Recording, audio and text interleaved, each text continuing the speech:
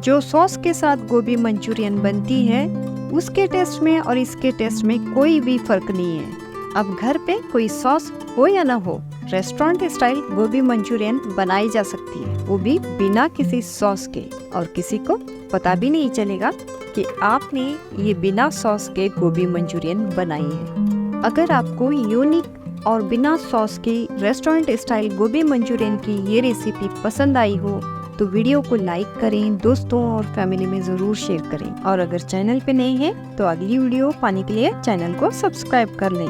300 ग्राम मैंने गोभी लिया है और इसके न ज्यादा बड़े और न ही ज्यादा छोटे, इस तरह मीडियम साइज के पीस में से कट कर लिया है। पानी गर्म करने के लिए रख दिया है, इसमें उबाल आने देंगे।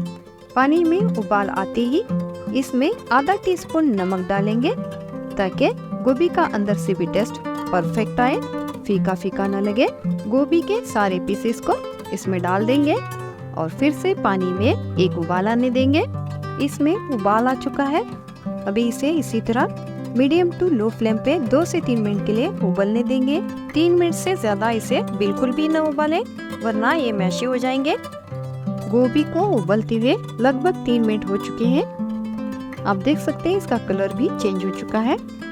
फ्लेम को अभी ऑफ कर देंगे और गोभी को जल्दी से पानी से अलग कर देंगे और इसे एक छन्नी में डाल देंगे ताकि इसका सारा पानी निकल जाए और गोभी थोड़ा सा ठंडा हो जाए। जब गोभी थोड़ा सा ठंडा हो जाए तो इसे 10 से 15 मिनट के लिए फ्रिज में रखेंगे ताकि गोभी अच्छे से पूरी तरह ठंडा हो जाए। गोभी के ठंडा होने तक एक घोल बना लेंगे। इसके लिए मैं ले रही हूँ 1/4 कप मैदा और 1/4 कप ही कॉर्नफ्लोर।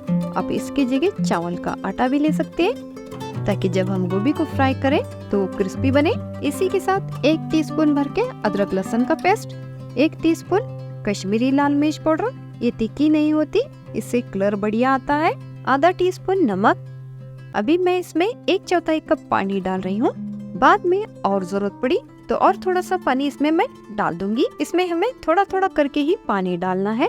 अभी मैं इसमें 2 टेबल स्पून जितना पानी और डाल रही हूँ। इसे अच्छे से मिक्स कर लेंगे और इसका एक घोल बना लेंगे। घोल न ही ज्यादा गाढ़ा होना चाहिए और न ही ज्यादा पतला, इस तरह मीडियम कंसिस्टेंसी का होना चाहिए। उबले हुए गोभी को इसमें डाल देंगे।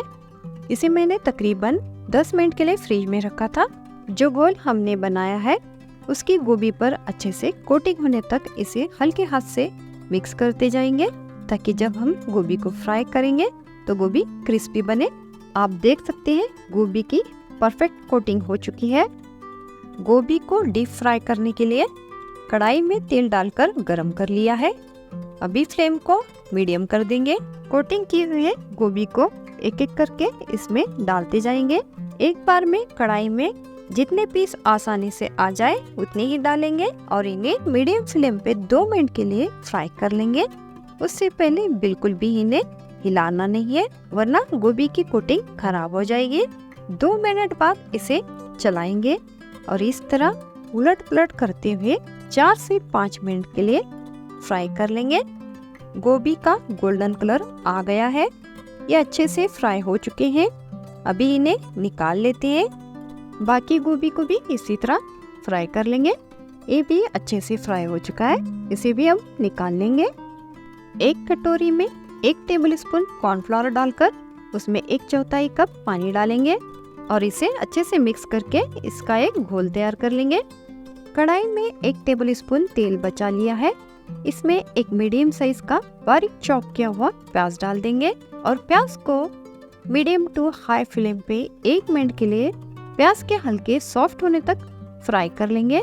इसी के साथ 1 टीस्पून अदरक लहसुन का पेस्ट डाल देंगे और इसे भी प्याज के साथ फ्राई कर लेंगे। अभी फ्लेम को लो कर देंगे और इसमें आधा टीस्पून लाल मिर्च पाउडर और 1 टीस्पून कश्मीरी लाल मिर्च पाउडर डालेंगे। इससे कलर बहुत बढ़िया आता है। इसे भी प्याज के साथ 20 से 30 सेकंड के लिए फ्राई कर लेंगे।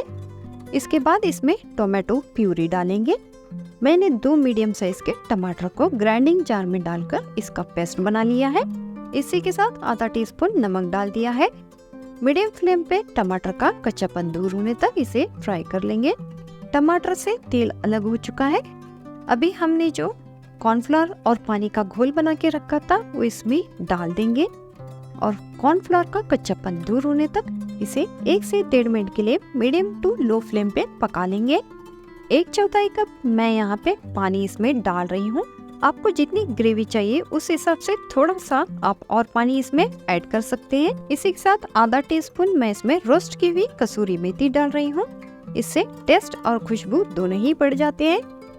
अभी फ्लेम को लो करके इसमें फ्राइड गोभी को डाल देंगे और इसे हल्के हाथ से मसाले के साथ मिक्स कर लेंगे।